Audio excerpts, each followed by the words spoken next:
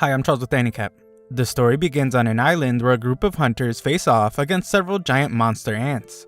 Their leader gets up close and personal with one as he explains that they must hold the monsters back at all costs and they cannot retreat. This group is quickly overwhelmed by the overgrown insects and their leader begins to lose consciousness. One of the ants is snacking on his insides and the leader's life begins to fade away. Just then, a man rescues him from becoming ant food and shocks the leader with his unbelievably powerful healing magic.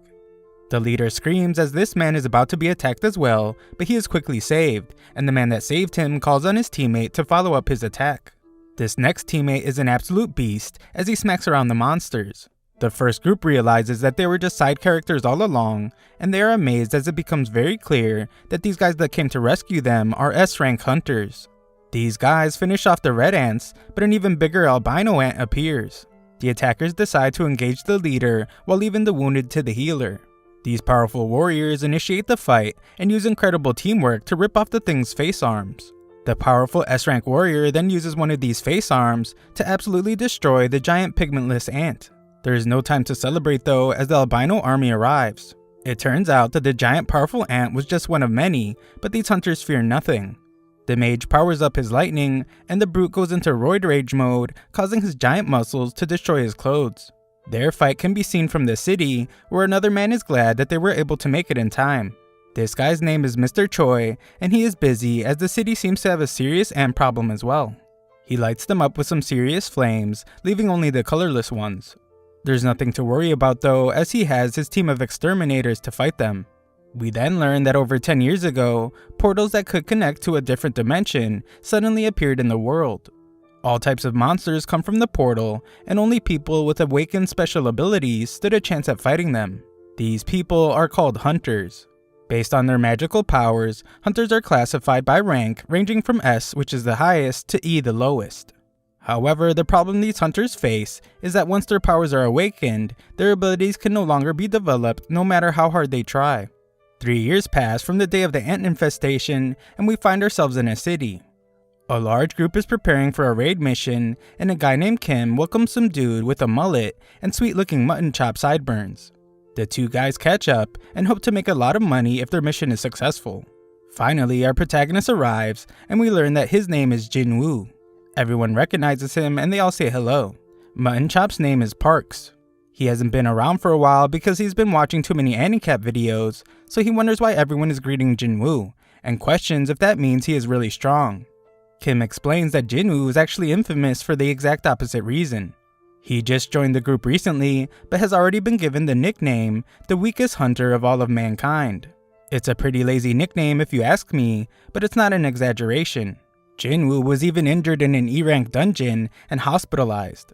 Jin Woo being called there is a sign that this mission they're about to go on is an easy one.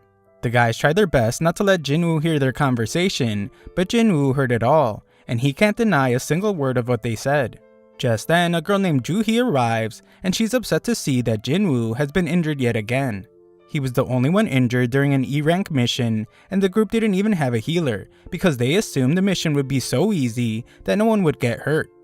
Joo-hee is mad at his team, but Jin Woo has already accepted the fact that he's just too weak. He has already gotten used to it, but there's no time to throw a pity party as the next mission is about to begin. A man named Song Chi introduces himself to the team and proposes that he be the captain for this mission. He is the highest ranked hunter among them, so they are all glad to have him be their leader. With that decided, the mission begins and everyone starts entering the gate. Kim tells Jin Woo to sit close to the group so he doesn't get injured, and Joo-hee enters the gate with everyone else. Before Jin Woo enters, he takes a look at his pitiful, sorry excuse for a weapon. A small blade with little magical power. Our boy spent all his money on worthless NFTs and barely gets any income, so that's all he can afford. Jin Woo is determined to do better this time and enters the gate. Elsewhere, president of the Hunters Association named Go just finished a meeting with the government where he was told that they need to avoid something called dungeon break. However, these same people demanded that they supply the goods acquired from the dungeon. Those in the association make a living by reselling goods acquired from the dungeon, so he doesn't have a problem with the request. The crystals obtained from defeating magic beasts are known as magic gems, and they are sold in exchange for money. Back with Jin Woo, we see that he has somehow managed to obtain a magic gem. Of course, he is excited to finally have gotten one, but he must quickly defend himself from a goblin.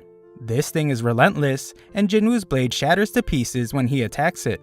The goblin stabs our boy, and Juhi just stands around screaming. Luckily, the big guy from earlier runs past the useless girl and rescues our injured protagonist. Parks moves on to look for the next beast, leaving Juhi to heal Jinwoo. While she heals him, Jinwoo can only watch as the rest of the team does all the work. We then learn that magic gems obtained from high-rank magic beasts can be made into more powerful weapons to defeat stronger magic beasts. Mana crystals from the dungeon can also be weapons, but their effects are not nearly as good as those of the magic gems.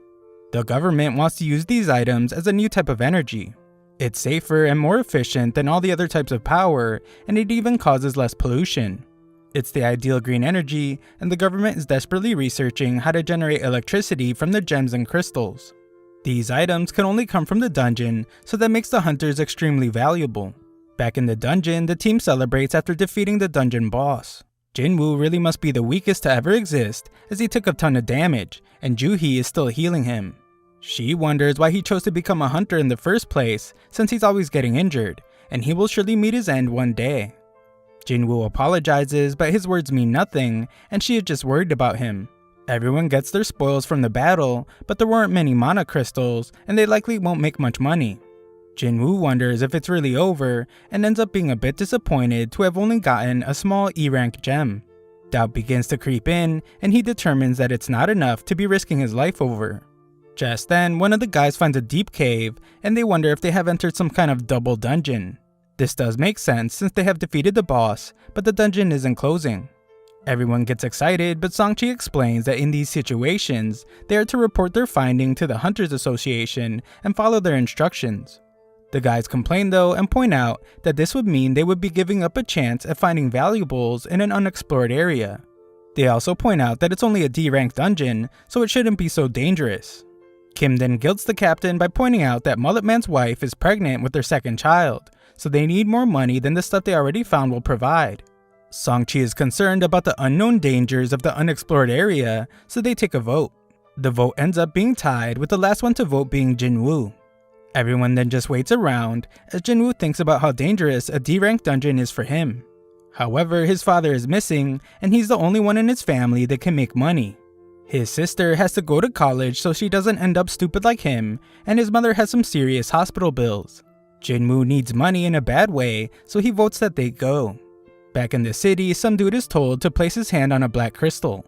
Some research lady does something on her little computer and calls on the next person. It turns out that these people are being tested to see how strong they are and what rank they will receive. This place is also the best place to recruit newly ranked hunters, and one suit tells Mr. Choi that they have signed a B-rank hunter and 2 C-rank hunters to join them. Mr. Choi is glad to hear it and expresses how he wants anyone with talent recruited, regardless of age or gender. He is hoping to recruit all the best hunters, but he is sure that they already have one of the strongest in someone named Cha Hae. Elsewhere, some thieves steal a purse and prepare to run over a girl that's in their way. This girl fearlessly takes the purse from these guys, but doesn't even make a single expression, like it's just a normal day. This girl is Cha Hae, and everyone marvels at the famous S-rank hunter. She is practically a celebrity, but she can't handle all the attention. Her fans are amazed by her, and she takes off in the most over-the-top way possible. Back in the dungeon, Sanchi explains that the portal closes 1 hour after the boss is defeated, and they have already been walking through the cave for 40 minutes. Jinwoo apologizes to Juhi for forcing her to come along because of his vote, but she's more upset about how he doesn't worry more about his own life. If he had been stabbed even just a little bit higher, then he would not be alive. On top of that, she was barely able to heal his hands and feet. She just keeps scolding him, and he realizes that it's only because of the B-rank healer Juhi that he was able to survive. Jinwoo is very apologetic, so she explains that he can really apologize by treating her to a meal next time. Jinwoo is shocked by how forward she is being, but their little discussion is interrupted when the team finds the boss room. It's rare to find rooms with immense doors like this one, so something doesn't feel right. Kim refuses to go back empty-handed, so he is determined to enter, and the others join him. Back in the city, a group of hunters go through some kind of orientation as they watch a video of Go. He explains that the portal has existed for more than 10 years, and there are still many mysteries unsolved in the dungeon. Being a hunter is a dangerous profession, so even the most experienced ones cannot let their guard down during a raid mission. They cannot be arrogant, and there's one main key to surviving. That key is to be very cautious. Back in the dungeon, we see that this group of idiots have completely forgotten those words, and are entering the mysterious, dangerous, and completely unexplored room. These guys act super casual, like they're on some kind of field trip, as it's their first time seeing this type of dungeon. The statues seem to be at least a century old, and some are holding strange musical instruments.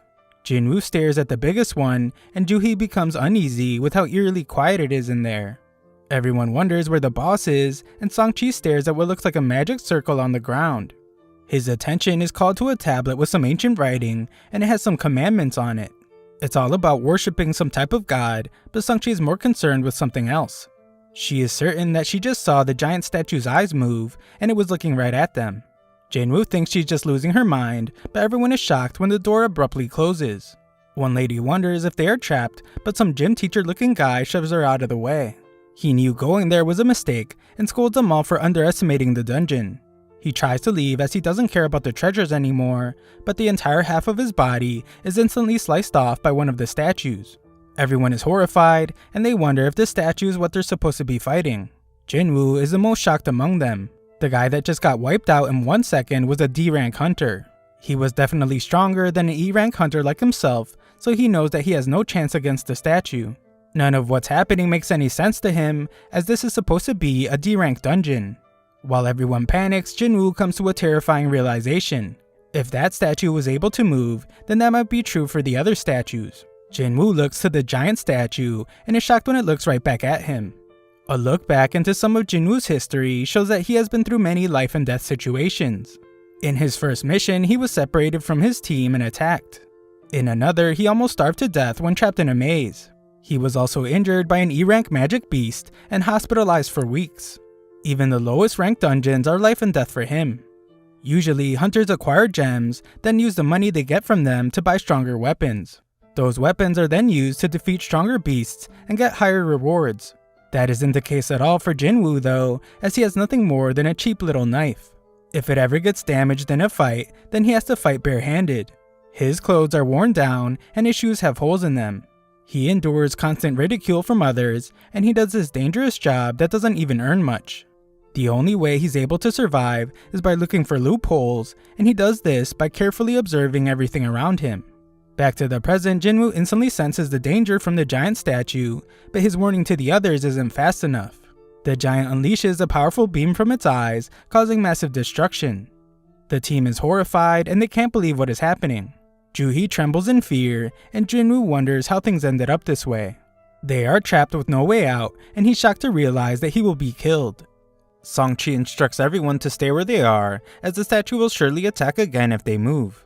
Juhee is too terrified to move, and Songchi disobeys his own orders to tell Jinwoo that he did a good job. If he hadn't noticed what was happening, then they would have all lost their lives. Songchi is a seriously tough guy, as Jinwoo is shocked to see that he is now one arm short. Jinwoo must stop the bleeding for him, as their healer Juhee is in the fetal position because she can't handle the pressure. She is actually a B-rank healer, but her cowardice makes it so she can only participate in easy raids. Songchi has taken part in many B-rank raids himself, so he can tell that this statue is an A-rank, or maybe even an S-rank. The tablet had things written about praising God or there would be consequences, so Jinwoo determines that this god it spoke of must be the statue. We then learn that 10 years ago, gates appeared all over the place and gave rise to a number of supernatural phenomena. An example of this are the people that awaken to special powers known as hunters. They are tasked with defeating the monsters in the dungeons, and a hunter's power once active never changes. At school, Jinwoo's sister tells some girl about how her brother's always getting hurt. This girl can't believe that Jinwoo is a hunter and remarks that she would be a better hunter than him. Back in the dungeon, Songchi wants to think of a plan to get out, but some dude gets really impatient. He just signed a contract to join some famous guild, so he can't afford to die there. This guy is confident that with his insane speed, that he can get away. This guy really does have amazing speed as he takes off running, but the statue absolutely disintegrates him, leaving only his really fast feet behind. This makes it pretty clear that this statue could wipe them out in an instant if it wanted to, and it would be easy for it too. That begs the question, why doesn't it just do it? Jinwoo realizes that it must have something to do with the first commandment, which is to revere God. Jinwoo stands up as he has come up with an idea and gets a real determined look on his face. Songchi is concerned but is amazed to see that from the look in Jinwoo's eyes, he hasn't given up on surviving this ordeal. Jinwoo looks the statue right in its eyes, but manages to stop it from attacking at the very last moment. He has figured something out and tells everyone to bow their heads. Jinwoo assumes that revering God means that as long as they keep their head low, it won't attack. Everyone else is too dumb to think of another plan, so they all bow down to the statue. They're all terrified as they can't see much and wonder if this will really be enough. Everyone freaks out though when the statue makes a terrifying face. Mutton Chop Sideburns gets up against everyone's recommendation and he gets all excited because the statue isn't attacking anymore. Everyone follows his lead, but Jinwoo feels like there is more to this. Just then, the statue shockingly stands up. The team's supposed leader turns to Jinwoo now, as he hopes that he has some kind of plan. Unfortunately, Jinwoo doesn't, but he is certain that they can't break the commandments set by the tablet. The second commandment was to praise God, so one brave long-haired man steps forward to give something a try. He begins to pray to this thing, and everyone thinks it's working as the monster slows down. Jinwoo knows better though, and reveals that the guy's words don't apply to this god. The statue instantly stomps on this poor guy, and everyone freaks out. Absolute mayhem breaks out as some side character girl gets crushed, and everyone decides it would be best to spread out. Parks thinks about how he can't leave his family without a father, but he picks the wrong place to stay still, as another statue slices him in two. As Jinwoo runs with Juhei, he desperately tries to think of the meaning behind praising God. This monster is practically the devil, so he can't think of anything to praise about it. But what he does know is that he can't leave Juhei alone. As everyone loses their lives around them, Jinwoo frantically searches for clues. As he looks at everything the statues are holding, he comes up with an idea and tells everyone to go to the statues that are holding instruments. Everyone does just that, and it becomes clear that these statues don't attack. Instead, they play their instrument. The one Jinwoo arrives at doesn't play its music, so it becomes clear that it doesn't work with two people. After Jinwoo leaves Juhei, the statue plays music, and Jinwoo rushes to find his own statue. The giant statue nearly crushes him, but a scream points out that Jinwoo has landed in front of the wrong statue. This statue slams its shield right on top of him, causing Juhei to scream out to Jinwoo. Jinwoo is still alive, but in really bad shape. He is determined not to give up, but the giant prepares to end his life once and for all. Jinwoo refuses to die as the giant slams its foot down, but a statue begins to sing, and we see that Jinwoo made it to a statue just in time. He realizes that this is what it means to praise God, and the giant statue takes its seat. Jinwoo tells Juhei that he is fine, but she is stunned to see that his foot was ripped off. He tries to tell Juhei that he will be fine, but she refuses to listen. She is determined to heal him, but her body begins to fail. Everyone is stunned to see how horrifyingly terrible the raid has gone. One guy even tells Songchi that losing his arm was karma for leading them down this path as their leader. The others think that's a bit too harsh, but Songchi takes full responsibility. Jinwoo is way smarter than all these people though, as he knows that there's no time to be fighting since there is still one more commandment left. Just then, the giant raises an altar at the center of the room. Jinwoo knows them well from legends, where they are used for offering treasure and sacrifices to the gods. The third commandment was proving your faith to God. Kim assumes that the sacrifice must be someone's life, and he couldn't think of a better candidate than their leader. They have all had to witness the deaths of their team, and Songchi is the one responsible. Songchi decides to go to the altar, but Jinwoo points out that it isn't all his fault, since they voted to come down there. A fire appears as Songchi approaches the altar, and he asks Jinwoo if there is something else he needs to do. Jinwoo is not only the smartest of the bunch, he is also the bravest, as he asks the others to help him get to the altar so he can examine it. Jinwoo doesn't think anything bad will happen to them, so they take him and they find that more flames appear. Songchi keeps asking Jinwoo for answers, but he hasn't come up with anything yet. Songchi explains that the gate has been open for a week, so the statues will likely start moving again before anyone comes to rescue them. Jinwoo recalls how it takes 7 days for a gate to open all the way, and that is called a dungeon break. When that happens, the beasts are able to cross over to the other side. One of the main objectives of raids is to defeat the dungeon boss and shut the gate down before that time is up. This means that if they fail to defeat this boss now, then that terrifying giant will be able to enter their world. Back in their world, Gina goes to see Jinwoo's mother. She chats it up with her, but their mother is in really bad shape. In the dungeon, Jinwoo tells the cowards of the group to come towards the altar, since he predicts that they need a flame to light up for each person. Once they do, more flames appear, and the door opens right up. They fear that it might be a trap, and the other statues shockingly begin to start moving towards them. Everyone panics, but Jinwoo keeps his calm to analyze the situation. This absolute genius realizes something else and tells everyone to keep their eyes open, as the statues won't move if they are watching them. Everyone listens to his orders, and it surprisingly works. Everyone does their best to keep their eyes on the terrifying statues, but one woman succumbs to fear and tries to run for the door. The second she crosses the circle, her fire goes out, but she does manage to run out the door. Song-chi can't understand what's happening. The door clearly closed a bit, but the girl did seem to make it out. He thought they needed to stay in the circle, so of course he turns to Jinwoo for answers. Jinwoo is just as confused, but he once again analyzes everything. The blue flames have been dying out over time. One of the orange ones went out when someone escaped. The first order was to revere, the second was to praise, and the third is to prove their faith. Jinwoo is certain that the door must be a trap. The situation is causing danger and fear, and now offering a false sense of hope. This makes him wonder if it's testing their faith in this god. Jinwoo is tossed to the ground as the next idiot decides to make a run for it, and the same thing happens. His flame goes out, the door closes a bit, and he seems to escape. Kim has thoughts of leaving, but Jinwoo warns everyone not to move. If anyone else leaves, they won't have enough eyes to keep the statues from moving. He reminds everyone that as long as they keep their eyes on the statues and don't move, they will be safe. Jinwoo shows more of his deduction skills, as he has determined that the blue flames serve as a timer, and when they are all gone, they will be able to leave. Kim points out that there is also a chance that they will just get trapped when the timer runs out. He concedes that he didn't expect Jinwoo, who is their weakest member, to have pulled off as much as he has. The only reason they are alive now is because of him. However, Kim has a family waiting for him, and he doesn't want to die.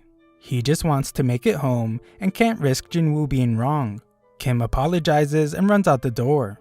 With not enough eyes to keep watch of all the statues, they begin to move again. Jinwoo still refuses to lose his life here and reminds himself that he has managed to make it out of tough situations before. Things are clearly worse than ever though, and Song-chi shockingly tells Jinwoo and Joo-hae to leave. He predicts that the door will stay open as long as one person remains by the altar. The two of them have long lives to live, so he insists that they should be the ones to go. Song-chi wants Joo-hae to look after Jinwoo, but her legs give out on her. Things couldn't possibly get any worse, and Song-chi realizes that Joo-hae must have overexerted herself while healing Jinwoo. Things have taken quite the turn, so Jinwoo tells them to leave him behind. Joo-hae needs someone to carry her out of there, and Song-chi's the only one with 2 working feet. Joo-hae thinks she should be the one to be left behind, but Jinwoo reminds her that he promised to take her out to lunch. He gives her his gem so she can buy a meal with it, and promises to get the change when he gets out of the dungeon. Joo-hae refuses to leave him behind, but Song-chi apologizes and knocks her lights out, as they really are out of time. He apologizes to Jinwoo as well, and leaves him behind to take Joo-hae to safety. Jinwoo can at least take solace in knowing that he will be the only one who has to die, and his only regret is that he didn't take out a better life insurance policy. Jinwoo grabs a hold of a sword, as he is determined to at least take one of these statues down with him, and tells them to bring it on. The statues savagely start attacking him, and Jinwoo gets tossed around. As he struggles to survive, Jinwoo thinks about how he has always been the weakest. He has been mocked for it time and time again, but he has always tried as hard as he could. These statues are relentless as they cut off one of his arms, and Jinwoo screams in agony. Jinwoo is furious that it has to end this way since he tried so hard to be stronger. The statues cause him even more pain and thrash him about further. Jinwoo continues to think about how even though he failed to get stronger, he still gave it his all to get this far. Jinwoo motions to yell in anger one more time, but he can't even do that as he is stabbed through the chest. Jinwoo is just barely alive, but rage overwhelms him as he thinks about the first few people that ran from the altar. They said they just couldn't take it anymore, but Jinwoo points out that they all felt that way, and all they were doing was justifying their own selfishness. The supposed gratitude they felt was superficial, and it's always the most selfish people who benefit the most. Rage fills him even more as he thinks about how he has family too, and he wanted to make it home alive just like they did. He screams in pain as these statues torment him even more, and Jinwoo begins to wonder if it's really a good thing that he's the only one that has to die. As Jinwoo's tattered body lies on the altar, he wonders how he could have thought that way and calls himself a hypocrite. Jinwoo tries to breathe and thinks about how he doesn't want to die.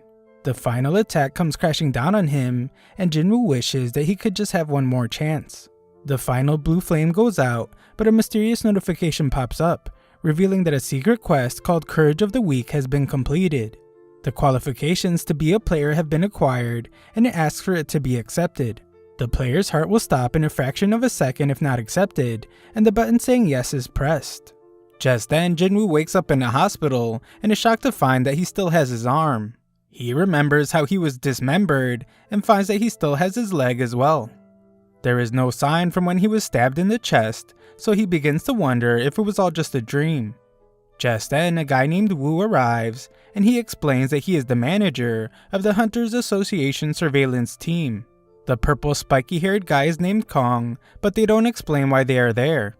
They do reveal that Jinwoo was unconscious for 3 straight days. Also, Juhei and Songchi are both alive. Songchi did lose his arm, however, so he may have to retire as a hunter. Juhei was seriously traumatized, so she is undergoing psychiatric care. She isn't doing very well though, so Woo doubts she will continue as a hunter. Only 6 people survived the double dungeon they discovered that day. Although a hunter's job is always a very dangerous one, it is rare to see such a tragic event like what happened that day. And one thing is very strange. When another guild arrived at the scene after being alerted by the survivors, all they found was Jinwoo. There were no traces of the temple or the statues the survivors described. The entire situation is incredibly unbelievable.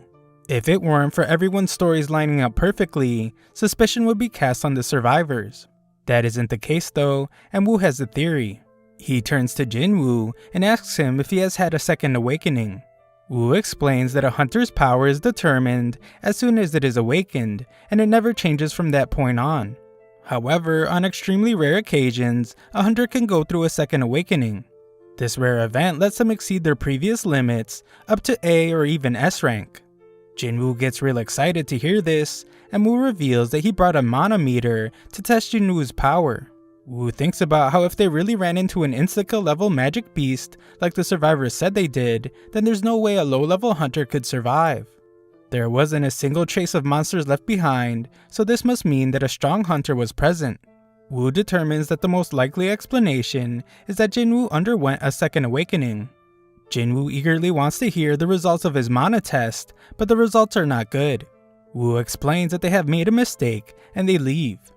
Jinwoo only managed to get a score of 10, and even E rankers usually get at least 70. A score of 10 basically makes Jinwoo a civilian. Unfortunately, the dungeon has vanished and can't be explored again, so the explanation for how Jinwoo managed to survive remains a mystery. Jinwoo's disappointed by that entire interaction, but just wonders why those guys didn't ask about the thing floating in the air. He wonders if he's the only one that can see it, and he realizes that it's a touch panel. Jinwoo remembers the message he received about becoming a player, but his thought is interrupted by his sister. She was really worried about him, so he just apologizes and asks if she can see the panel. She can't see it, so he asks her if she knows how opening messages in games usually works. Gina thinks he has gone crazy, but Jinwoo reminds her that she used to play games all the time. She gives him the obvious answer, as he simply needs to check his inbox.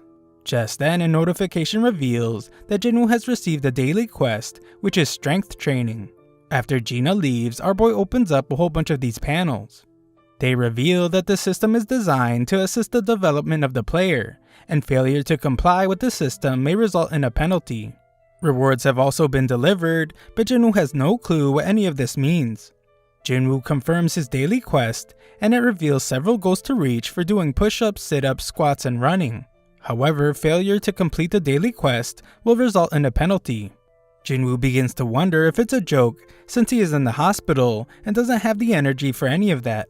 Outside, Woo reports to the chairman that Jinwoo did not seem to have a second awakening. The entire incident still has many unanswered questions, so it will be marked as a special case and further evaluated. Elsewhere, Mr. Choi informs Cha-hae that she will be participating in a B-rank raid as an instructor. This raid will serve as a test and practical training for new recruits, and he couldn't think of a better instructor. Cha-hae has doubts about how well she can teach, but Mr. Choi tells her to just fight as usual, and everyone will learn from her example. He goes on to explain that the Hunters Guild is one of the 5 largest guilds in the country. The problem is that they aren't very special when compared internationally. Hunters are not able to increase their ranks individually, but their collective combat ability can be honed. Elsewhere, another gate opens up, and observers wish the hunters would show up already. At the hospital, Jinwoo is fast asleep as the clock strikes midnight. A notification reveals that he didn't complete his quest, and the ground begins to shake. Jinwoo shockingly finds himself in a desert, and he is horrified by a giant caterpillar monster. Another notification reveals that he has received a penalty quest, and the goal is to survive for 4 hours. Back at the hospital, some nurses see that Jinwoo is nowhere to be found. That is because our boy is in some other dimension, running for his life. The giant caterpillar is closing in on him, and he's shocked to see that there are more than one of them. As if that weren't bad enough, Jinwoo still has 2 hours to go.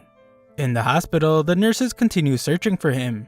Back with Jinwoo, he doesn't have much time left to go, but he is at his limit from all the running.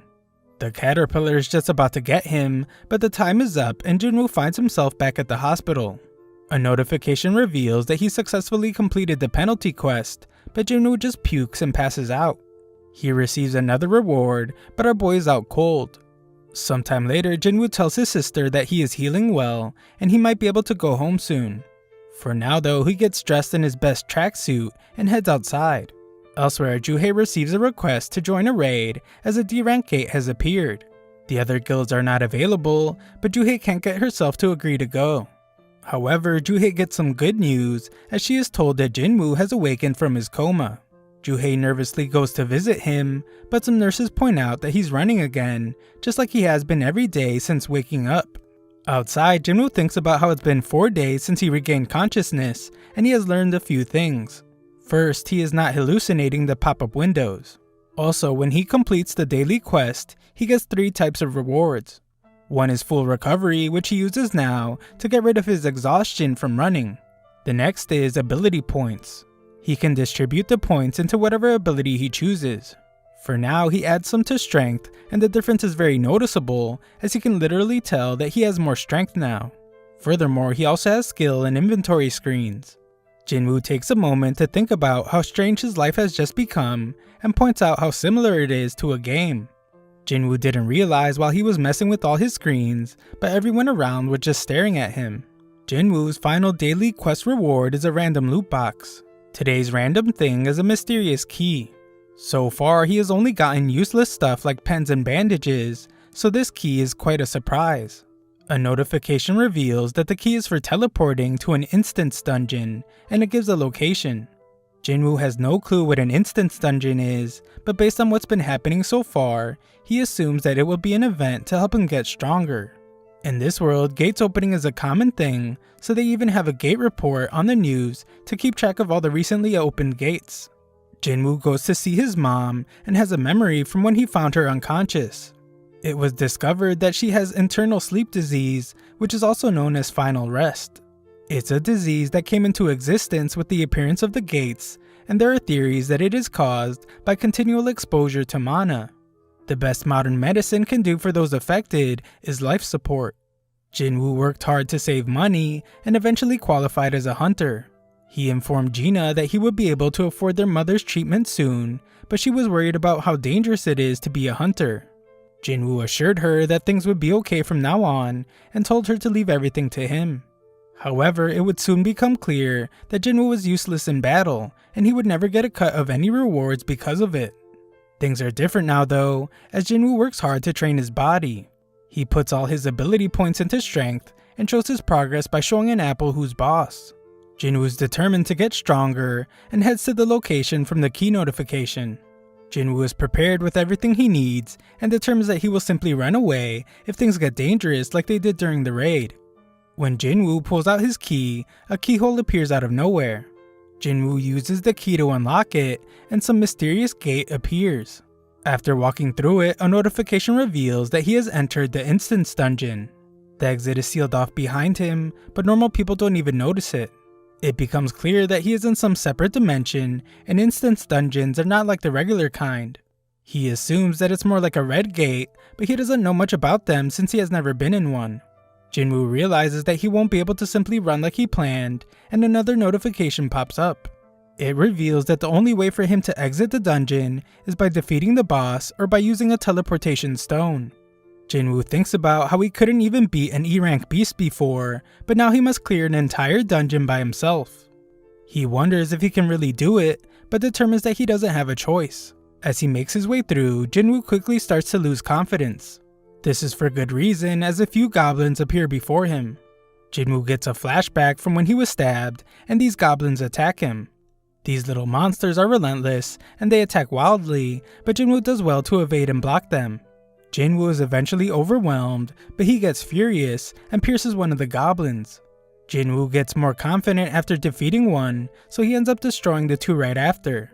Jinwoo can clearly tell that he has gotten stronger, but another beast shockingly appears.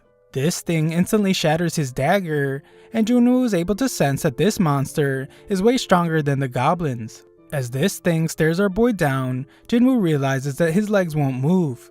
He wonders if he is afraid, and is confused since he didn't think he was traumatized from the raid. Jinwoo's legs continue to tremble, and the monster begins its attack. Jinwoo dodges at the last second, but the thing managed to scratch him. Jinwoo has no healer with him, so if he gets injured, he is done for. This monster howls as it smells blood, and it charges right at Jinwoo. Jinwoo dodges with great agility, and he is amazed at how light his body feels.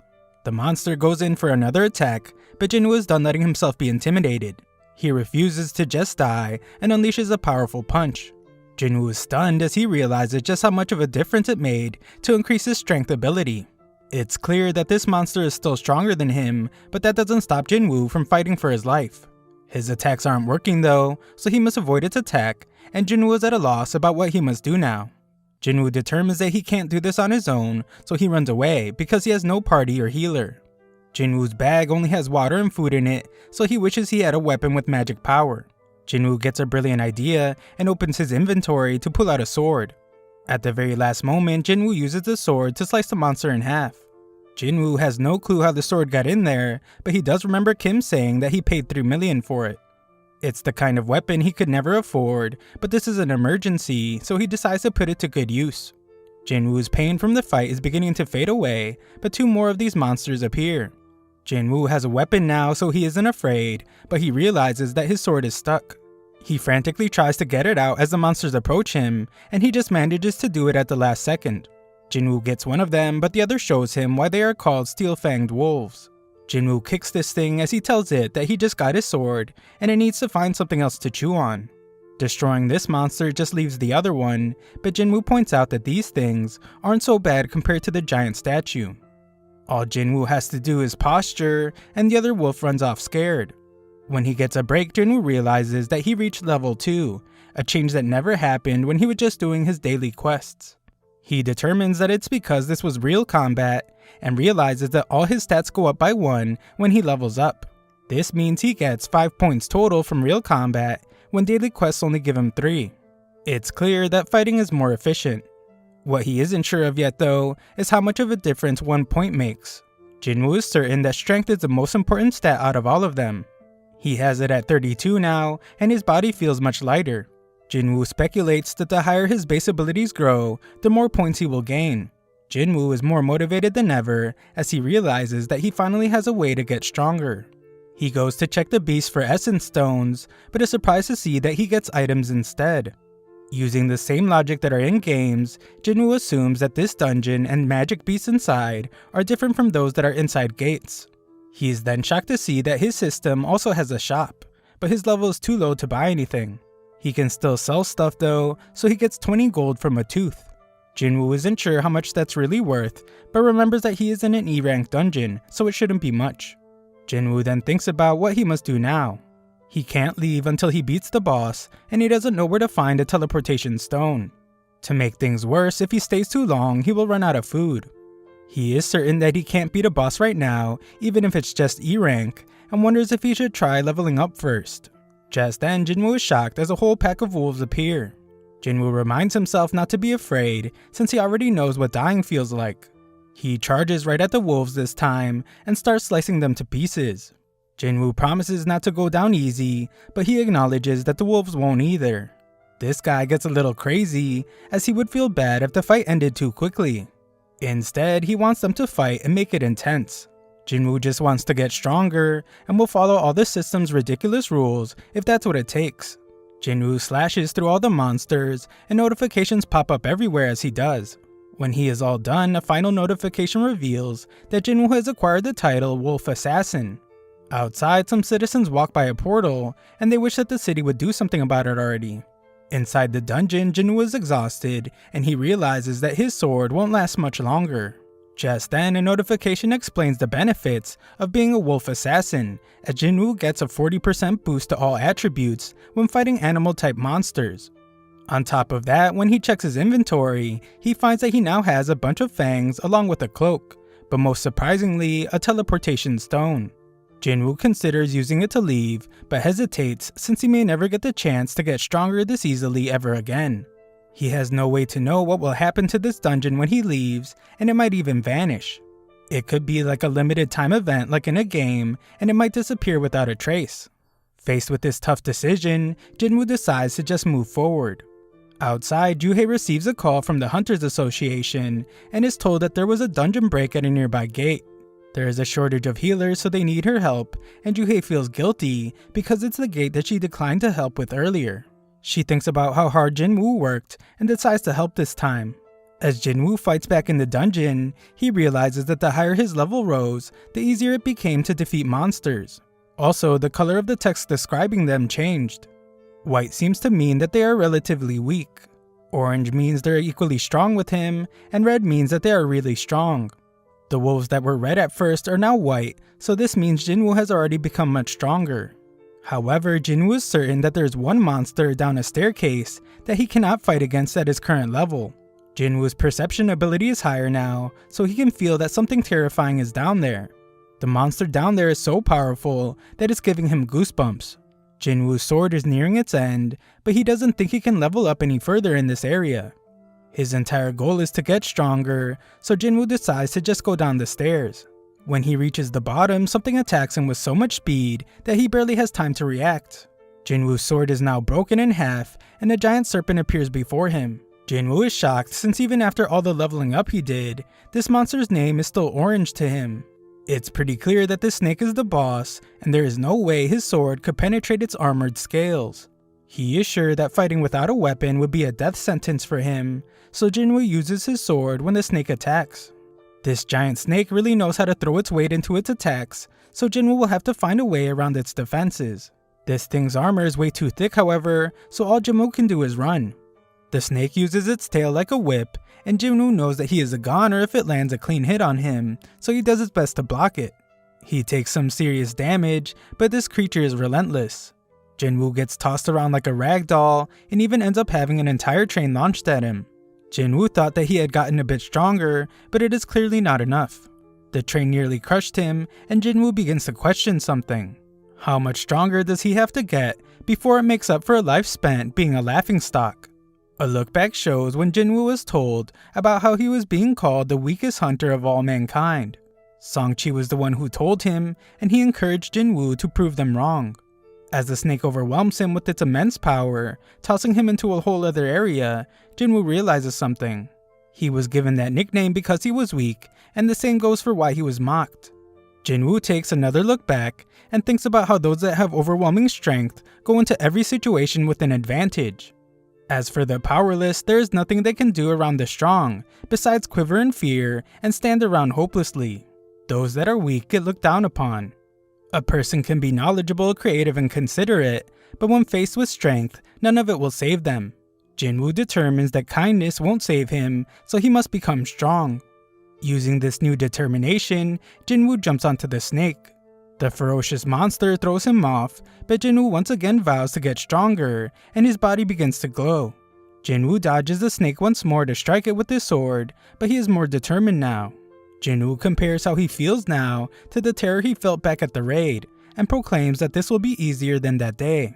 Jinwoo manages to use his sword to mount the snake again, but shockingly tosses it aside to hold onto it with his bare hands. Jinwoo acknowledges that he has focused specifically on increasing his strength since he earned this leveling system. He decides to rely on that now and begins to crush the snake's armor scales. The snake does its best to get rid of Jinwoo, but it's too late as Jinwoo is now certain that he can kill the snake. Jinwoo demands that it die, and he uses his own immense physical strength to defeat the serpent. A notification informs Jinwoo that he has leveled up several times, and our boy lets out a laugh. He realizes that he really has gotten stronger, and we see the aftermath of his great battle. Another notification explains that he just defeated the king of the swamp, and he receives a nice looking dagger for his trouble. It's made from the serpent's fangs, and it has double the attack power of Kim's sword. On top of that, it even has paralysis and drain effects. He also receives a poisonous potion that will cause his skin to harden, but it will cause permanent damage to his muscles. The dungeon goes back to being a train station, and Jinwoo realizes that he really just beat the dungeon all by himself. Jinwoo leaves with his broken sword, but notices that no one is around. A soldier tells Jinwoo to find shelter, but he quickly realizes that Jinwoo is a hunter. The soldier apologizes and decides to take Jinwoo to the battle. Monsters are scattered everywhere, so Jinwoo determines that it must have been a dungeon break, and a magic beast made it out of a gate. The soldier reveals that it has mostly been taken care of, but one giant powerful monster is left. Jinwoo notices that his perception ability has improved dramatically, and he can sense where the boss is. We find this giant golem causing chaos, and citizens are terrified that things will get worse. Hunters struggle to fight against it, and the group's leader instructs the healers to focus on keeping their tank healthy. The healers exclaim that they are doing their job, and the tank wonders what the damage dealers are doing. The damage dealers are also doing their best, but the golem's defense is too strong. To make things worse, they are short on hunters who can use magic. Jinwoo expertly analyzes the situation and determines that this group of hunters is a hastily assembled team. This is the reason they don't work together at all. Jinwoo uses more of his perception to find that they're all low rank as well. 8 E ranks and 2 D ranks. One of those D ranks is a tank, which is part of the reason why they haven't been able to destroy the golem, and this battle has been going on for a while. He analyzes the healers as well, and is shocked to find that Juhei is among them. Juhei is told to help out by one of the hunters, and she reminds her that she's supposed to be a B rank healer. Juhei snaps out of her fear to use a spell, and the hunter tells her to stay focused. Juhei is still haunted by memories of the giant statue, however, so she loses focus. Jinwoo realizes that she is still shaken up, but he doesn't blame her since he is the same. Just then, Jinwoo reminds himself that things have actually changed. This golem is a D rank boss, and it's weaker than the one he just fought. The hunters panic as they are quickly losing the fight, and they realize that they won't be able to win without a higher ranked hunter. Jinwoo prepares an attack and determines that the hunters can win if they just get through the golem's defenses. Jinwoo plans to assist them by using an attack forceful enough to pierce stone. Jinwoo launches his broken sword with so much force that the golem's shield breaks, and the hunters attack it. They barely touch it to take it down, and can't believe that they managed to do it, but the tank is very skeptical. He points out that none of their attacks were working before, and wonders what it was that destroyed the golem's defense. He is certain that it wasn't any of them, since they weren't even doing a single bit of damage to the beast. He noticed that something flew at it, and finds the sword nearby. He realizes that this must have been it, but can't believe it. This was a boss level golem that over 10 hunters couldn't even scratch, so it's hard to believe that it was taken down by an old used up sword. He asks if anyone saw who threw the sword, and the soldier explains that it was the hunter he brought with him. This hunter has gone missing, and the tank stares in utter disbelief. This person had unbelievable power, and he can only wonder how high of a rank this mystery hunter was. Jinwoo has left the area to hide his power, and he says that he didn't think a single attack would be able to do so much damage. Our boy might not even realize his own power though, as he determines that the monster must have been seriously weakened before his attack. The battle is finally over, and Juhei wonders if Jinwoo was the one who helped out. Some time passes and we see that the nurses at the hospital are all gossiping about the E-rank hunter Jinwoo. They talk about how his face is pretty average, but he is seriously shredded. In Jinwoo's room, we see that our boy is working hard doing his daily workout routine. These thirsty nurses won't stop talking about him, and they all can't believe that he has transformed so quickly. One poor nurse falls victim to Jinwoo's riz while walking in on him after a workout, and she can't stop staring at his chiseled physique. Today is the day that Jinwoo gets to leave the hospital, so the desperate nurse asks for his number. Jinwoo hasn't adjusted to the effects of his newfound riz, and assumes that this obviously thirsty nurse just wants to send him test results after he gets released. On the news, we are reunited with the S-rank hunter from the giant ant attack. His name is Beck, and he gives everyone a glimpse into the life of a top hunter. He is one of only 7 S-rank hunters in the entire country, so he explains that he must train a lot every single day when not raiding dungeons. If he makes even the slightest mistake, his comrades could get injured, so he must always remain sharp. Gina notices that Jinwoo is completely shredded now, and has even gotten taller. Jinwoo reminds his absent-minded sister to take an umbrella to school and sends her off. When alone, Jinwoo decides that he can just do his running later, and wonders if these newly developed muscles of his are because of his increased stats. He determines that if he continues at this pace, he could become a huge bodybuilder. Jinwoo then thinks about where he should put some stats that he just received, and we see that he is now level 18. Strength increases the damage he does, but he realizes that if he can't land a hit, then it's pointless. Aside from vitality, perception, and agility, he also has a stat called intellect. He determines that this must have something to do with magic, and wonders if he even needs that. Jinwoo makes his decision, and puts all his points into strength, agility, and perception. Just then, Jinwoo gets a call from his landlord, who tells him that he hasn't paid last month's rent. Luckily for our boy, he has gotten way stronger, and he can now defeat goblins with relative ease. This makes earning money easier, but there is one problem. To make good money, he has to enter higher level gates, but no one's going to let an E-rank hunter into those. Jinwoo considers getting his rank reappraised, but that's too risky. Not only is having a reawakening extremely rare, there has also never been a hunter who could level up and keep getting stronger like he can. Jinwoo decides to hide his powers, at least until he can defend himself and learn more about his abilities. Just then, Jinwoo is shocked by a job listing and runs off. He completes his daily training to receive a reward and meets with a hunter named Hung. Hung apologizes for his guys that recognize Jinwoo as the weakest hunter to ever exist, but Jinwoo lies and says that they aren't wrong. Hung explains that they're going into a C-rank dungeon, but they need a minimum of 8 people to enter. They need Jinwoo to meet this minimum, even if he is just an E-rank. Jinwoo won't be doing any fighting though, so Hung explains that he also won't be getting any of the rewards. They will, however, give him 2 million yuan. Our boy analyzes these guys to find that there are 4 C ranks and 2 sub-D ranks. Jinwoo agrees to join, and Hung explains that his job will be to carry supplies. Having to carry medical supplies means that they must not have a healer, and Hung explains that it's hard for independent parties to retain healers. A party filled with a bunch of tanks and damage dealers worries Jinwoo, but he decides to sign the contract anyway. A 20-year-old D-rank named Yu introduces himself, and Jinwoo determines that this kid must be from a rich family because of his gear. Yu offers to keep Jinwoo safe, and our boy just continues to let everyone think that he is weak. Yu doesn't seem to realize that Jinwoo is a shredded monster, and wonders if he will be okay carrying all the heavy supplies. Jinwoo says he will be fine, and the kid starts rambling about the president who was overseeing this construction site. He fled overseas while embezzling 900 billion yuan and left everyone shocked. They all arrive at the strangely large gate and wonder if it's really just a C-rank dungeon. Yu wonders if they will really be okay, so Jinwoo explains that the size of the gate doesn't matter much. The level of magic power coming from within is the real indicator, and that's what the Hunters Association measures to assign a rank.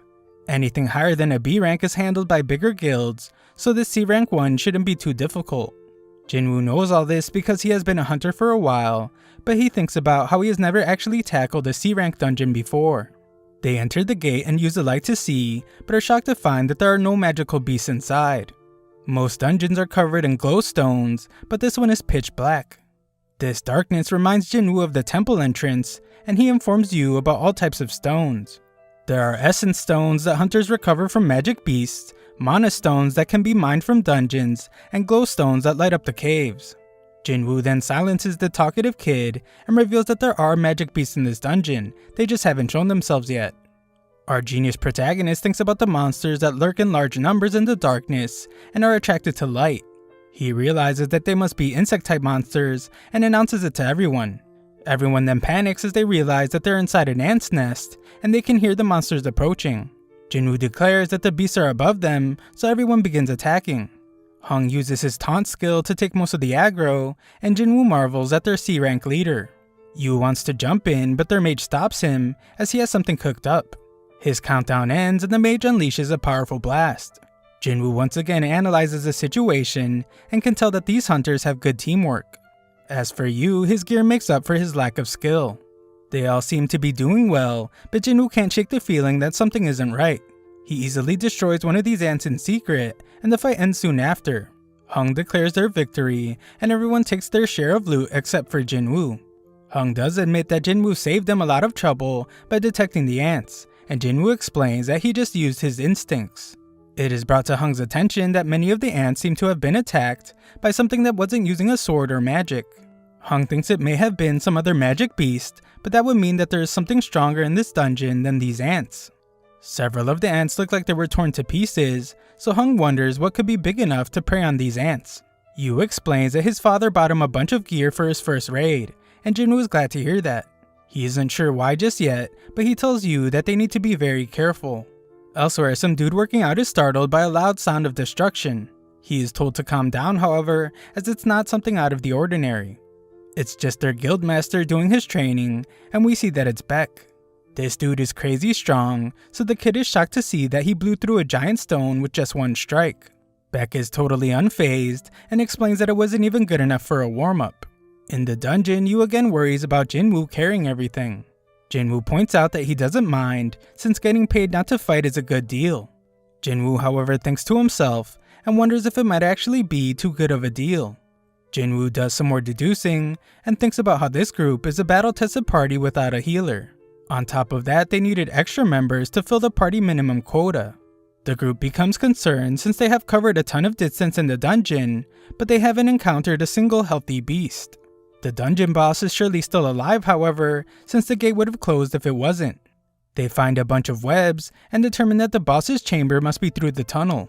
Going through the tunnel leads them to find a shocking amount of mana crystals. They are not worth as much as essence stones, but there's at least 1 billion worth of crystals there. One hunter remarks that even Hong's brother would be jealous of this find, but he's told not to mention him.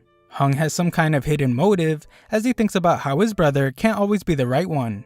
He refuses to defer to his brother, and he plans to use this gigantic haul to grow his strike team.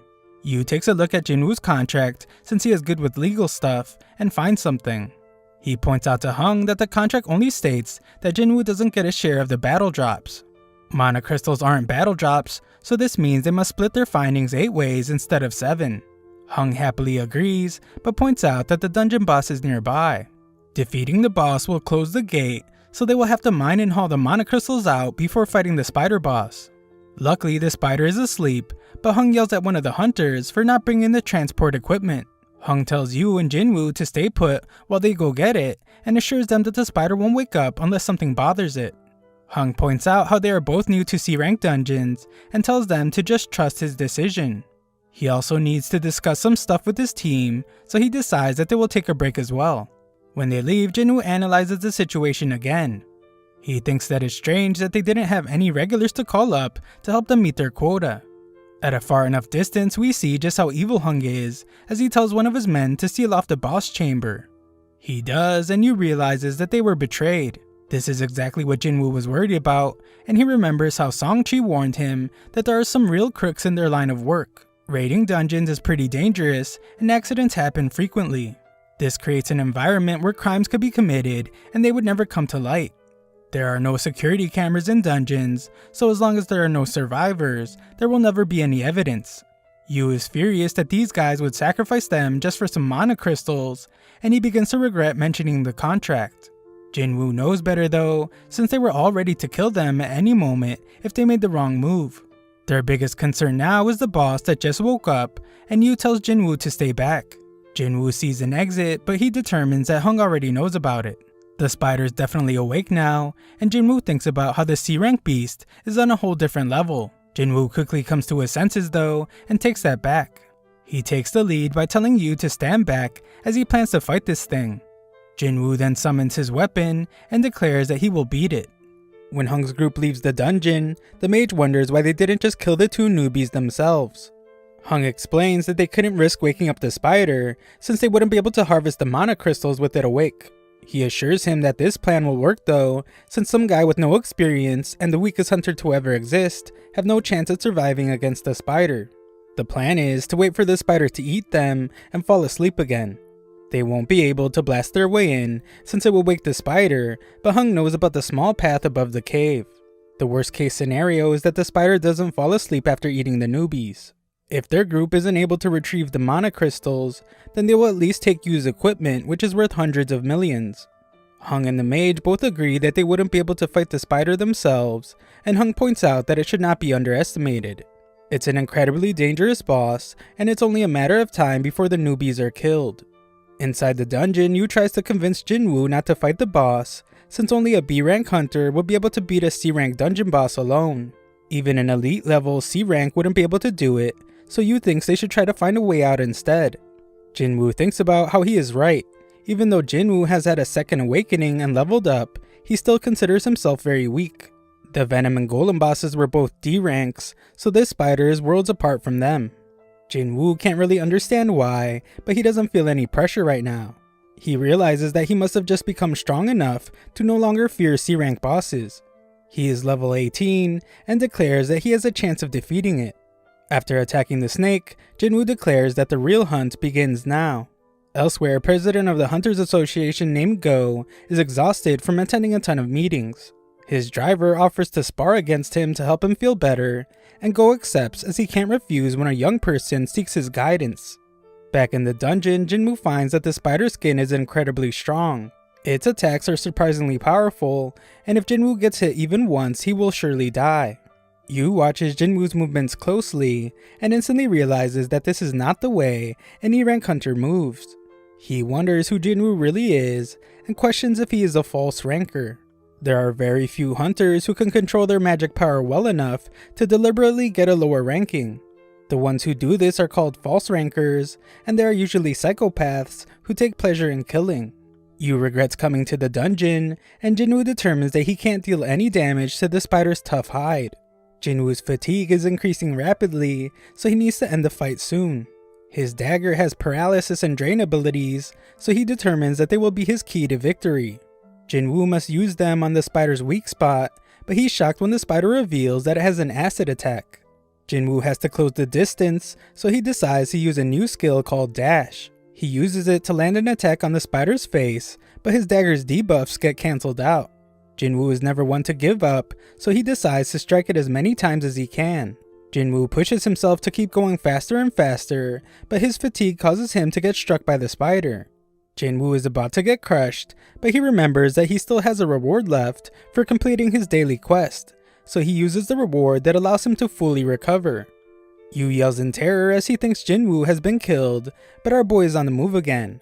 He lands another attack, but this time he's able to pierce through one of the spider's eyes, and his dagger's debuffs are applied. Jinwoo doesn't waste this opportunity and stabs the spider several more times, applying the debuffs as well. The spider eventually succumbs to all the attacks, and a notification reveals that Jinwoo has just defeated the master of the dungeon. Jinwoo knows how lucky he was that he didn't have time to choose a reward before entering the dungeon, since he would surely be dead right now. Yu is understandably shocked to see that Jinwoo just defeated a dungeon boss by himself, and he is now more certain than ever that Jinwoo is a false ranker. Jinwoo gets a gem from the spider, and Yu approaches him, offering to carry the supplies from now on. Yu really idolizes Jinwoo now, as he tells him to take a rest while he mines the mana crystals. Just then, Hung and his group arrive, and they're surprised to see that the newbies survived. In a training room, Go shows Wu just how skilled he is, as he easily overpowers him, seemingly without even trying at all. Go thanks Wu since he feels much better now, and Wu is amazed that the president doesn't seem rusty at all. Go explains that he isn't as strong as he used to be, but he can tell that Wu has trained hard. Wu acknowledges that training cannot increase a hunter's level, but it can improve their skills. Go points out that a hunter's physical and mental strength are very important, especially in dungeons where you will find the worst kind of people. Back in the dungeon, Hung's group determines that the newbies were only able to survive because this spider must have been big and stupid.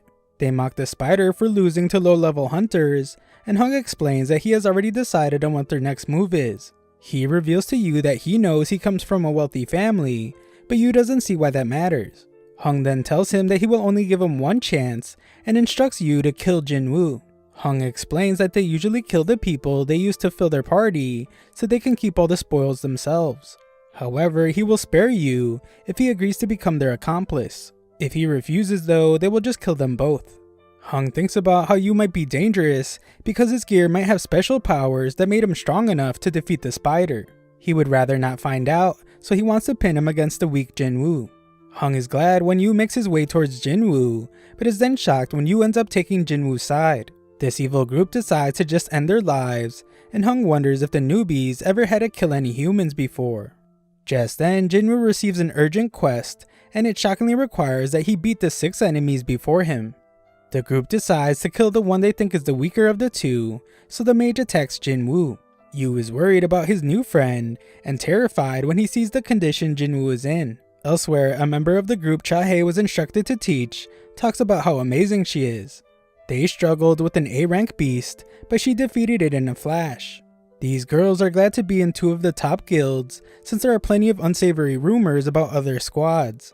One example of this are strike teams with suspiciously high fatality rates. Back in the dungeon, Hung says it's all over, and declares that Jinwoo is dead. Jinwoo condemns himself for forgetting, and reminds himself that he works in a world where survival of the fittest is the reality. This is a world filled with violence, deception, and betrayal. He fills with rage for forgetting this fact, and realizes that he forgot because he had become numb to it. Jinwoo has calmed down, and thinks about how he fell victim to his own carelessness and overconfidence. This level system is now urging him to kill, so Jinwoo wonders if it needs to keep him alive for some reason. He determines that this system isn't just charity, and it clearly wants him alive.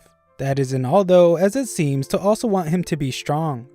Jinwoo declares that if this system wants to use him, then he will just use it too. He tells the group that they reminded him how the weak are the ones that lose their lives in the dungeon. They're glad to hear that the weakest hunter knows how it works, but Jinwoo points out that this means they should be prepared for when this rule doesn't go their way. One of them doesn't like it when Jinwoo calls them the prey, but Jinwoo instantly shows them what he means. Everyone is shocked to see this dude have his head sliced off, and Jinwoo declares that that's 1 down as a notification updates the kill count. Jinwoo realizes that he just killed someone, but acknowledges that he would have died if he hadn't. He can't back down now, as only the strong get to survive. The group snaps out of their shock after just witnessing an E rank kill one of their D ranks, and they attack Jinwoo. It's useless though, as Jinwoo just starts stabbing them one by one. His debuffs take effect, and he takes the lives of 2 more. The archer is next to fall victim to Jinwoo's wrath, and the mage follows soon after. That only leaves 1 left, and Yu is shocked since Jinwoo seems much stronger than when he fought the dungeon boss. Hung realizes that Jinwoo was hiding his power this entire time, but warns him that he's nothing like the other C ranks. Hung reinforces his body, and thinks about how he is certain that Jinwoo is tired after fighting a boss and 5 hunters. On top of that, Hung has made his body as strong as steel, so there's no way Jinwoo's dagger will be able to pierce him. Hung begins his attack, but our boy shocks him with his speed. Jinwoo calmly acknowledges how strong Hung is, but reveals that he has some bad news for him. Jinwoo absolutely crushes him, and reveals that he has been leveling up this entire time. Hung realizes that Jinwoo is definitely not an E rank, and offers to pay him double. Jinwoo points out that Hung tried to kill him 3 times, and scoffs at how he now wants mercy. Hung tries to say that Jinwoo won't get away with this, but Jinwoo reminds him that he was the one that said whatever happens in a dungeon never gets out. Hung makes one last effort to threaten him, but Jinwoo just ends his life. Jinwoo's quest is complete, but the dungeon begins to collapse since the boss was defeated. When they get out, they report that they were the only ones to survive the fight against the spider.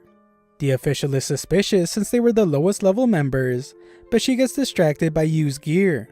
Jinwoo can't believe he was rewarded for what he just did, and notices that he received a murderous intent skill. It puts enemies in a state of panic, and cuts all their abilities in half. The simple-minded official determines that Yu survived because of his gear, and assumes that the E-rank Jinwoo just hid somewhere.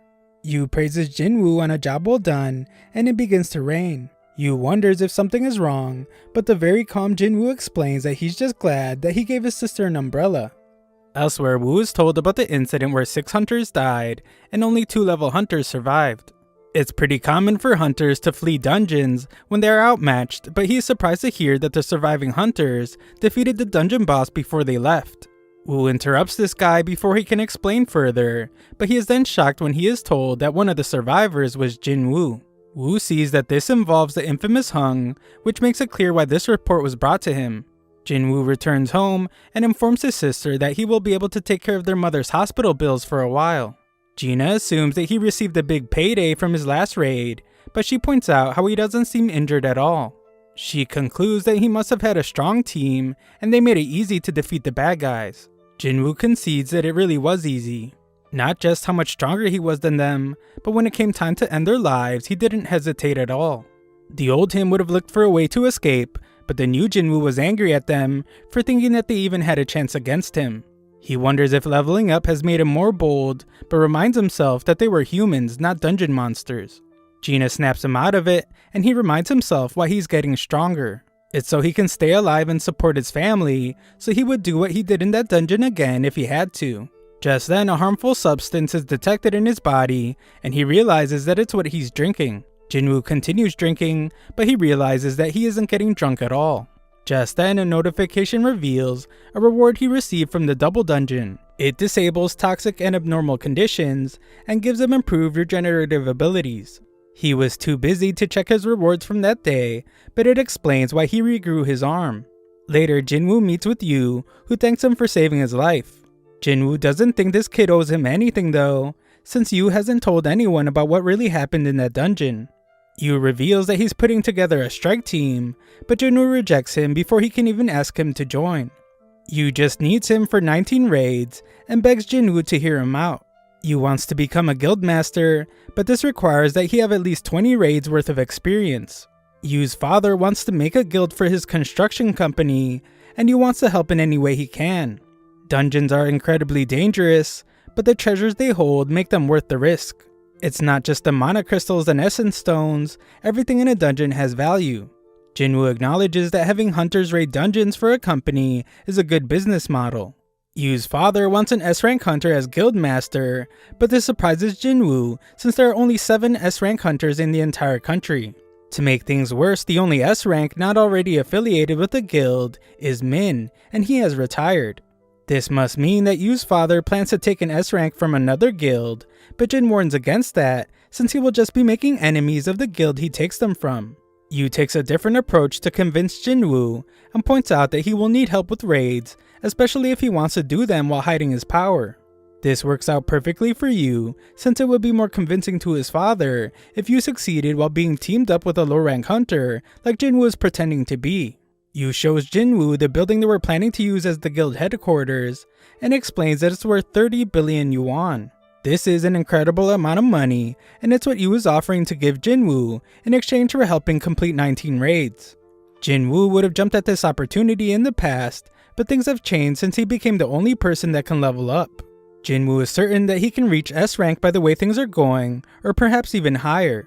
There are still too many unknowns with his power, and it would be risky to work with someone, so Jinwoo declines the offer. Yu makes one last effort by promising to take Jinwoo's secret to the grave, but Jinwoo scares him with one look and leaves. Elsewhere, Hung's younger brother Wong is furious about his brother's death, and demands that he get information on the 2 survivors. His assistant Laura is shocked when he wants to know what will happen if he kills someone in another country, but she tells him anyway. If they have a treaty with the country, then he would have a trial there, but if not, then he would be sent home for prosecution. Wong wants to leave immediately, but Laura reminds him that he is far too busy, so he plans it for later. He takes another look at the survivors, and just hopes that they survive long enough for him to eliminate them. The next day, Jinwoo goes for a jog with his sister. She can't come up with any ideas for what she would do with 30 billion yuan, since it's too unrealistic. When alone, Jinwoo realizes that his system counter keeps counting even after reaching the goal. Gina finally catches up to him, but he has already decided to test how far the counter will go, and he runs again. He finds that it cuts off at double the goal, and after testing all of the tasks, the daily quest becomes a secret one. The reward for this has some random loot boxes, but one is blessed and one is cursed. Jinwoo decides to try the blessed one for today, and finds that he has received another key. This is the key to the Demon King's castle, but its acquisition level is S. More surprisingly though, the ingredients for something called the Elixir of Life can be found inside. Jinwoo couldn't have asked for anything more perfect, since the Elixir of Life can cure all illnesses. Jinwoo goes to see his sick mother and determines that he has no other choice. Jinwoo goes to the location and uses the key to open the gate. He already knows that this will be an S-rank dungeon, which means it will be on par with Jeju Island. Jinwoo wonders if he can handle this danger, but a large gate appears before him and he goes in anyway. Inside, flames cover everything, and Jinwoo admits to being afraid. However, he can always use his teleportation stone if things get bad.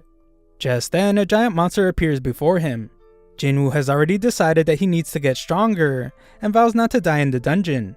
This monster has a red name, which means it's much stronger than him, but Jinwoo has the benefits of the Wolf Assassin title. Jinwoo uses dash to quickly close the gap, and he attacks the beast several times. He hardly does any damage though, and that is even with the bonus effects. Jinwoo activates his Murderous Intent skill, but the debuff gets cancelled out. Jinwoo tries to apply his other debuffs with his dagger, but those get cancelled out as well. This monster is absolutely ferocious as it tears into Jinwoo and he screams in agony. Jinwoo has lost his arm and his health is dropping as the beast crushes him. He has already lost a third of his life, but things get worse as the beast uses its 3-minute rage skill to boost all its abilities by 100%. The monster's attacks are too fast to dodge, so Jinwoo is forced to use his full recovery reward to regrow his arm. Just when Jinwoo thinks he has managed to harm the beast, he finds that he is wrong, and just continues to get ragdolled. Jinwoo's HP drops even further as he gets stomped on, but he buys himself some time by kicking dirt at the beast. Jinwoo's system keeps throwing warnings at him, making it even more clear that it doesn't want him to die. The more this keeps happening, the more Jinwoo realizes that this is not a normal reawakening. Jinwoo realizes that things are getting far too dangerous, so he decides to use the teleportation stone. Cerebrus comes out of nowhere though, and knocks it out of his hand. Jinwoo is in real trouble now, since he will be done after a few more hits. Jinwoo racks his brain to think of a solution, and just now remembers that he has a shop in his system. He purchases 3 healing potions, but they only heal 100 health points each.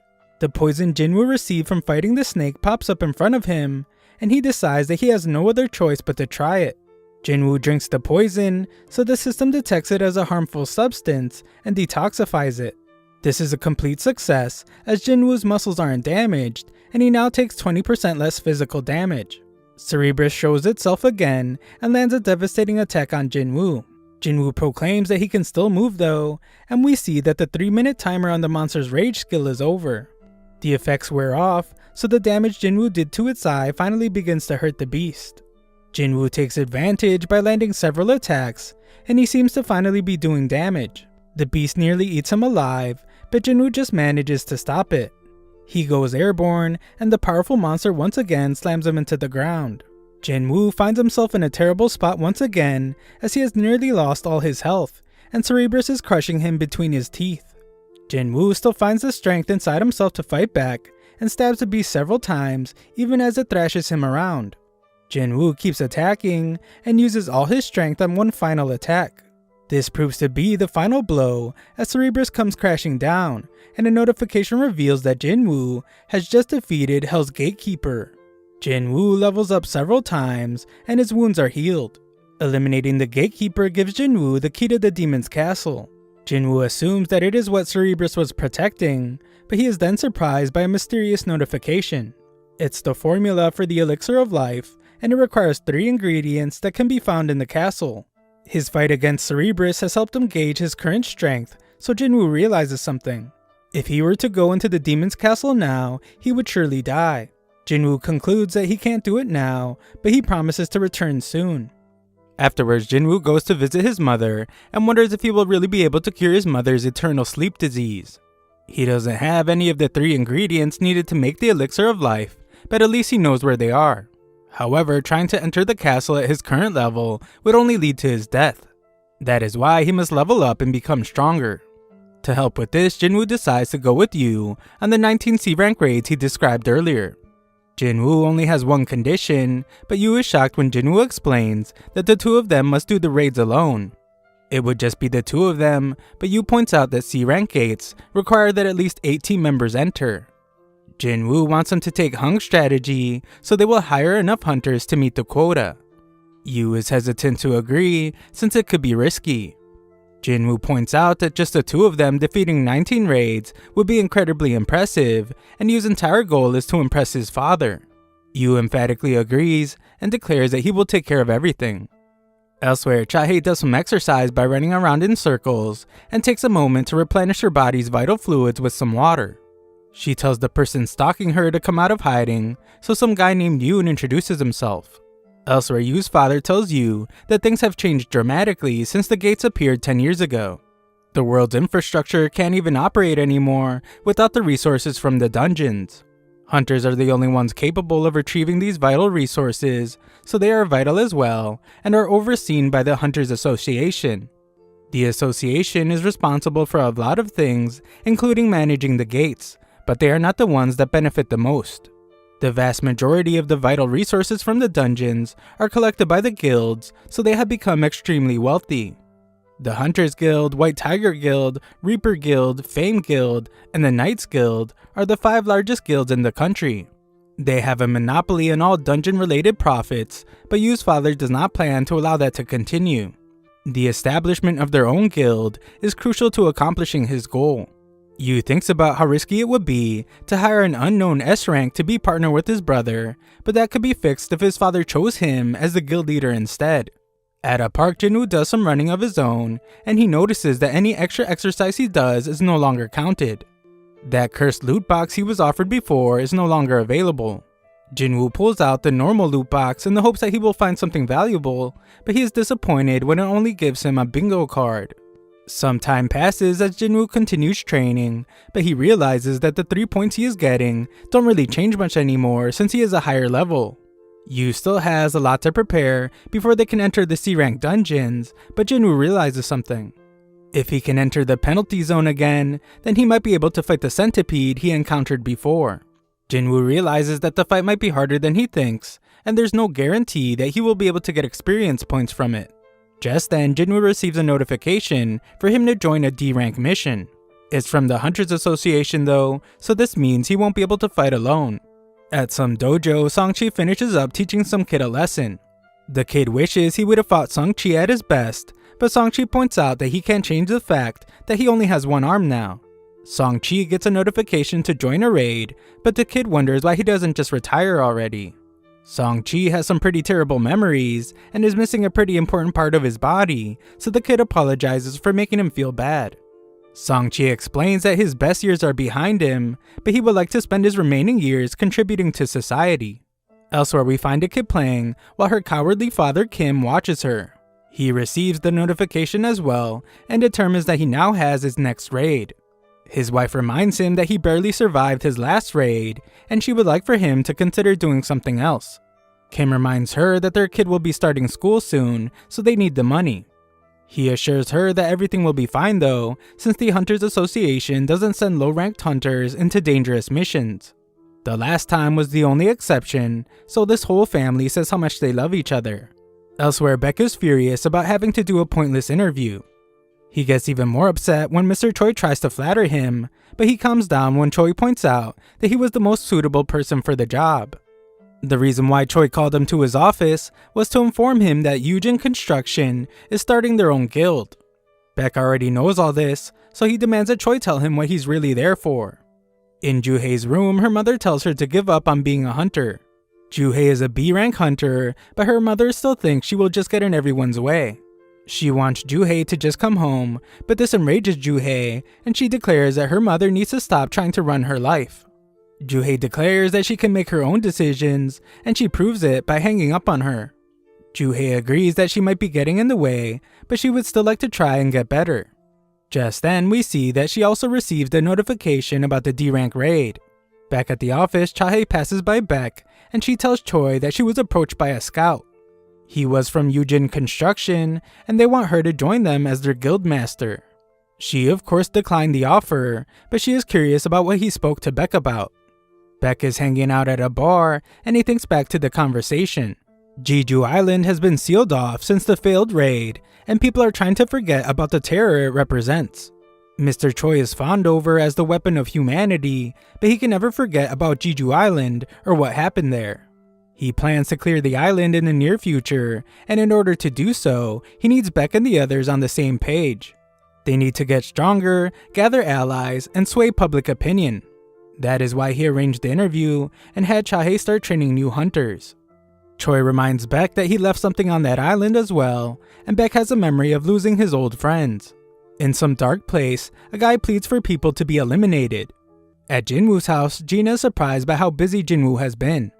The old Jinwoo needed to recover for weeks after every gate, so she wonders if all his training is paying off. Jinwoo casually heads off to a mission without his stuff, and she is worried because he's acting like he's just making a casual trip to the store. Elsewhere, Sangchi thinks about how he is a swordsman, but his awakened ability has nothing to do with physical power. The martial arts he spent decades training are useless inside of a dungeon.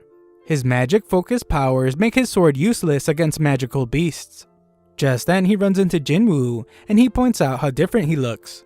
Jinwoo doesn't have a good explanation for why his leg reappeared, so Sangchi assumes that a high-rank healer must have found him that day. Sangchi wasn't as lucky as too much time had passed for his injury to be healed. They arrive at the gate and are surprised to find that it's a reunion. Kim is ashamed to face them, but Sangchi determines that it makes sense after what he did. 5 of the survivors from that terrible day have been reunited, so he wonders what's going on. It's been a really long time since Juhei has seen Jinwoo, so she also notices how much he has changed. Just then, some creeps are dropped off, and they instantly take a liking to Juhei.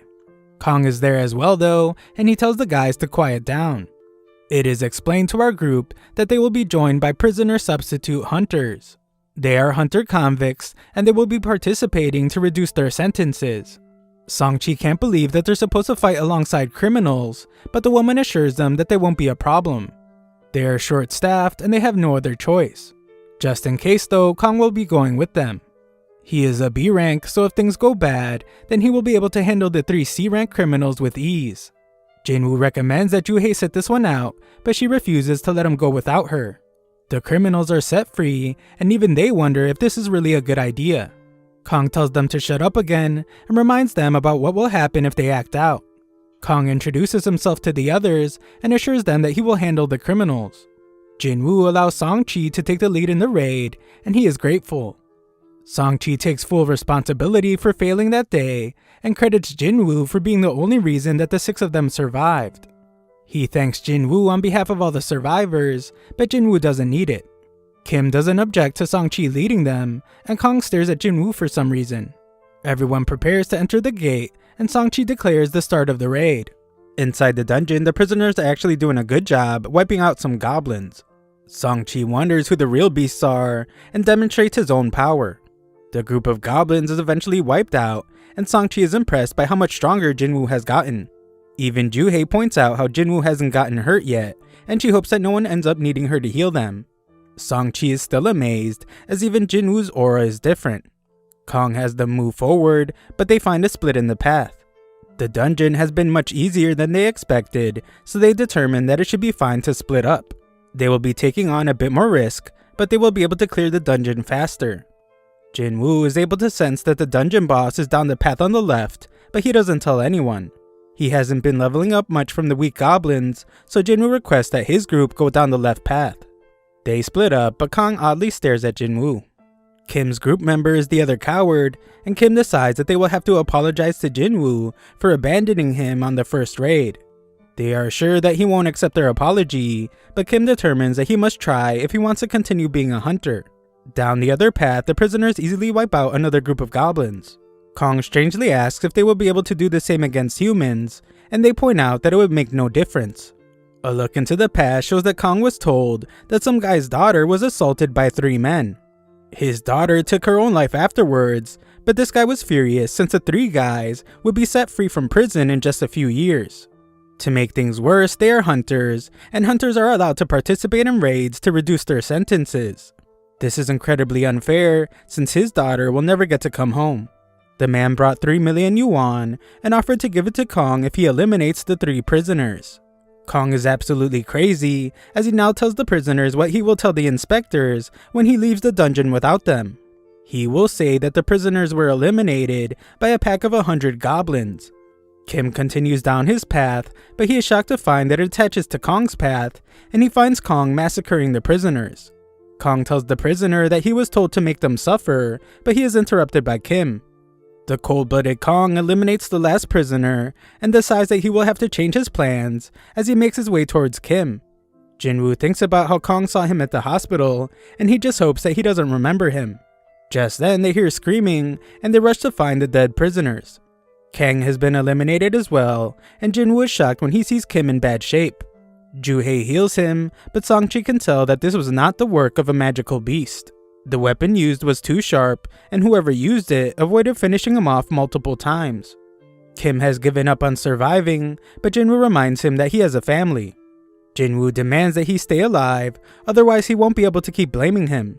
Kim uses his last breath to apologize to Jinwoo, and he passes away. Just then, Kong tries to eliminate Ju-hei, but Jinwoo stops him. Kong is impressed with how fast he is, and Song-chi realizes that Kong is responsible for the massacre. Song-chi is shocked since Kong is part of the Hunters Association, but Kong just wants to tell them his plan. Instead of blaming the goblins, Kong will say that the prisoners eliminated all the other hunters. He will then say that they tried to take him out, but they couldn't do that, which will be why he was the lone survivor. Song-chi holds Jinwoo back as he doesn't believe he can take on Kong. Song-chi will fight him instead, but he thinks about how Kong is a B rank, one whole level above him. Ju-hei gives him a strength buff, and Song-chi tries to use his sword skills to take Kong down. Kong manages to avoid even being touched once, and he commends Song-chi for knowing his stuff. Jinwoo analyzes the situation and can tell that Song-chi is managing to hold his own, but he isn't fast enough to win. Kong manages to land a devastating blow, but he gets annoyed when Ju-hei quickly heals Song-chi. Kong decides to take her out first, but Song-chi stops him. Kong underestimated the old man, so Song-chi explains that he has trained S-rank hunters before. His blade is outmatched, but Kong points out that the powers Song-chi has been given have their limits. There is no chance a mage type like him can defeat an assassin type, so Kong brings him near death. Ju-hei is too frightened to heal him, so Kong prepares to end Song-chi's life. Song-chi uses his fire ability, but Kong is just too quick. He realized that Song-chi used his sword to make him lower his guard against magic. Song-chi was waiting until Kong tried to end his life to surprise him with a fire blast.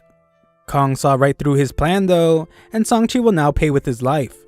Just then, Jinwoo finally steps in to stop the fight. Kong demands to know who he is, so Jinwoo explains that he's simply an E-rank hunter. Kong doesn't believe him, since he would need incredible reaction speed to stop the attack he just used on Song-chi. Kong can tell that Jinwoo is hiding his power, and determines that he had a second awakening. The others are shocked, and Kong just now remembers Jinwoo from the hospital. The mana reader only read 10 at the time, so Kong thinks that the second awakening must have come after that. This doesn't make sense though, as it doesn't explain why Jinwoo was able to survive the double dungeon. Kong determines that it actually doesn't matter, so he prepares to eliminate Jinwoo. Jinwoo wants to know what happened just now, so Kong explains that he was just carrying out justice by taking out the prisoners. Jinwoo couldn't care less about them, but he wants to know why he eliminated Kim and Kang. Jinwoo points out that Kong could have done it quickly, but he didn't. Instead, Kong seemed to have tortured and toyed with them. Another look back to when Kong spoke with the father shows Kong explaining that he has received huge offers to join the largest guilds. However, he chooses to work for peanuts in the Hunters Association. The reason he has chosen this path is because he finds people much more fun to kill than beasts. A fight breaks out between Kong and Jinwoo, and the two spectators are amazed by their blinding speed. Kong can tell that they have practically the same build, but he determines that he has much more experience fighting high-ranked opponents. Kong uses this experience to take control of the fight, but he is shocked when Jinwoo asks him to be a little less bloodthirsty. It's too late though, as Jinwoo's system has taken notice. The system, just like last time, informs Jinwoo that there are people present that want to eliminate him. Jinwoo is then once again given a quest to eliminate his opponents. Jinwoo is engulfed by a dark power, but Kong is confused since he thinks he should have the advantage in this fight. Jinwoo instantly attacks, and Kong is shocked when he realizes that he has been poisoned. The two continue fighting, but Kong has something special to show him as well, and he disappears. He explains that this is the stealth skill. It conceals the sight, sound, and even his smell. Only a tiny fraction of hunters can obtain this skill, and no one knows he has it. Kong manages to hurt Jinwoo, and he tells the others to stay back and wait for their turn. Kong is certain that Jinwoo won't be able to do much now with an injured leg, but he is shocked when Jinwoo instantly heals himself. Kong is in disbelief since he has never heard of a combat hunter who could also use healing magic. Jinwoo is completely unpredictable, and this makes him very dangerous. Jinwoo has seriously changed, as he explains that he just lost another one of his emotions, and now he doesn't even need to get angry to kill filth like Kong. Kong realizes that Jinwoo has taken human lives before, and Kim is shocked to hear this. He determines that Jinwoo has probably had to make some tough decisions in a short amount of time, and that is why his appearance was not the only thing that changed. Kong moves in to continue attacking, but he is shocked when Jinwoo is able to track him just by sensing his bloodlust. Kong still has a trick up his sleeve, but everything stops when Jinwoo activates his murderous intent skill. Kong is surrounded by darkness, and he is stunned when Jinwoo's blade pierces his chest. As Kong's life fades away, he points out that he and Jinwoo are the same. They are both killing machines, and the only reason why he is dying is because he was simply weaker than Jinwoo. Kong still wants to know what Jinwoo is. He has assassin skills, healing, and debuffs, and Kong has never heard of someone like that. Jinwoo doesn't tell him anything, but Kong points out that Jinwoo was able to eliminate him, so his E-ranked act is over. Jinwoo decides to tell him something, and just explains that he is someone that gets stronger with every fight. Kong can tell that Jinwoo will keep getting stronger and stronger, but he has a warning for him. If he goes too far searching for more and more power, that same power might take control of him. Jinwoo's quest is complete and he gets some rewards. Jinwoo has noticed that the stronger he gets, the more he feels like something inside of him is falling apart. His friends thank him for saving them, but Jinwoo tells them to leave the dungeon. They are shocked to hear that Jinwoo plans to clear the dungeon alone, but they realize that he is strong enough to do it. Outside, Woo is shocked to hear that Kong was killing in secret. He is shown the only survivors of the mission Kong was on, and he's surprised to find that one of them is Jinwoo. He apologizes for what happened, but more importantly, he wants to know who was the one that defeated Kong. Jinwoo realizes that he won't be able to keep his secret anymore, which means he will have to cancel his deal with you. Just before he admits to everything, Song-chi lies and says that he was the one that eliminated Kong. Song-chi is only a C rank, so he explains that he only won the fight because he had the help of a healer. Woo is skeptical as Kong was a top B rank hunter, but he accepts Song-chi's answer. Just then, Jinwoo reminds himself that he cannot get overconfident. He couldn't tell before, but Woo is an A rank hunter. He can sense his immense power now, and he can tell that at his current strength, he wouldn't stand a chance against this guy in a fight. Song-chi determines that Jinwoo has a good reason for keeping a secret, so he tells Jinwoo that this is just him paying him back for what happened in the double dungeon. That night, everything has been settled, and Joo-hae wonders if Jinwoo remembers the stone he gave her. Thanks for watching my recap. Sign up to my free newsletter if you want to show some support to the channel. Link is in the description.